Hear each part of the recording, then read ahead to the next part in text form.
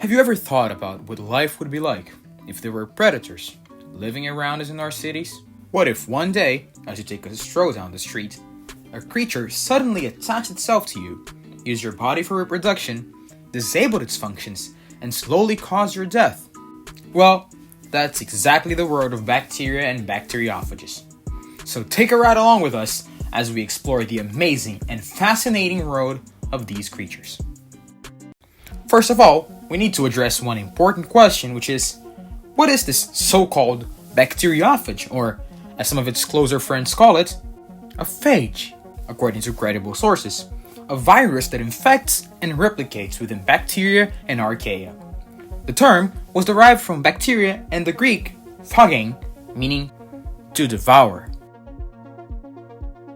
Essentially, they are viruses, both DNA and RNA viruses, that attach themselves to a bacteria, inject nuclear material in it, and then use the structures of the bacteria to reproduce themselves.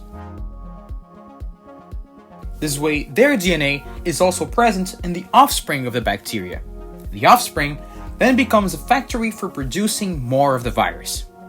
The cycle of infection and reproduction is what is referred to as the lysogenic cycle. Viruses that attack eukaryotic cells follow a similar pattern of reproduction, but these, however, are much more violent. Instead of slowly passing their DNA towards the offspring cells, they simply invade the host eukaryotic cell, produce as many viruses as possible, then destroy it and repeat the cycle on the next cell. This process is what is referred to as the lytic cycle. This major difference between reproduction cycles probably has to do with how they adapted over time.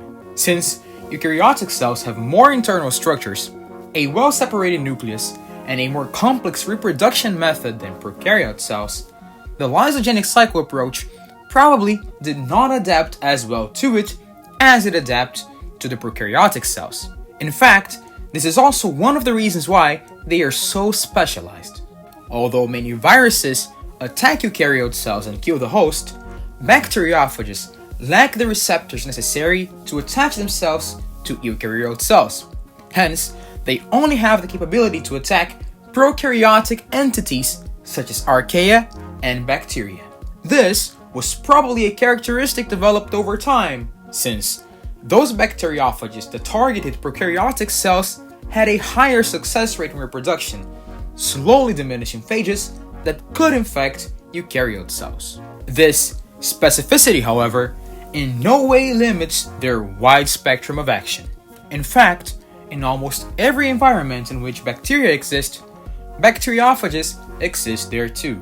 This means that, right now, although you may not be feeling it, there is a war between bacteria and bacteriophages happening in your gut. Although science has yet to fully understand their impact on our health, some studies showed promising results in the usage of phages for microbial gastrointestinal disorders. Because of that, research is being conducted in this very moment to develop treatments centered around them. There is still a lot we don't know about phages, but their struggle for existence and their war with bacteria is a great example of how, through cooperation and competition, nature always finds a way. Thank you for watching, and see you next time.